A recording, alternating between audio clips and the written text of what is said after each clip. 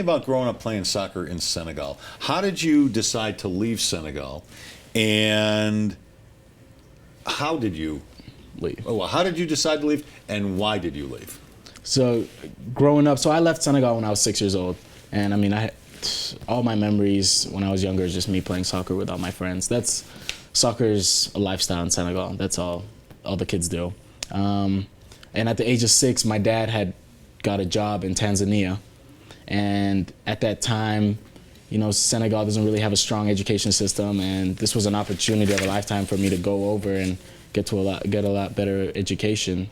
So I left with him when I was 6.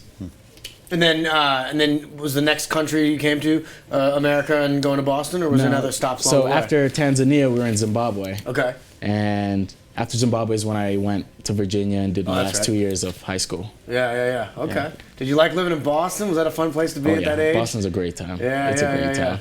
I like Boston. That's a good town. I need to ask, I'm assuming your folks have an accent from growing up in Africa, and I'm assuming that when you were growing up, you had an accent.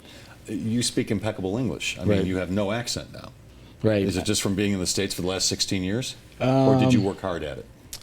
I think it's just being around. So I went to a lot of American schools. So in Tanzania and Zimbabwe, and there was a lot of American influence and a lot of American kids. I think that just kind of picked it up. I don't know when it switched, but as long as I can remember, I've always had this. But all my friends back home always make fun of me when I talk to them. Yeah. Okay, we were talking about Messi earlier in the show. He's, you know, my He was my making favorite fun of his person. height. Said he was 4'11". Since I'm 4'9", yeah. Who is your favorite soccer player now? And growing up, was it somebody else? Was it who your favorite player growing up and now? So growing up, my favorite player was Thierry Henry. Okay. And I mean, he's still my favorite player. Yeah, although he's retired, and he's the reason I wear 14. Oh, that's cool. Yeah. His influence just always been in my family. My dad was a big Thierry Henry fan. Yeah. All my uncles, just my whole family. All right. And yeah, I hope to replicate my game around. It's not pronounced Henry, like last season. I knew that. What are your feelings about what's going on with FIFA?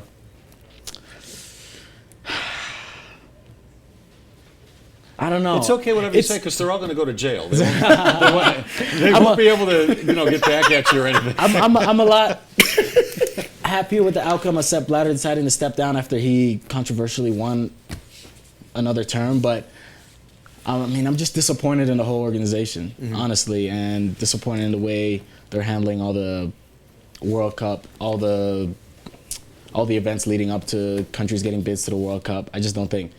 For the biggest sport in the world, it's just a bad image. It doesn't look good.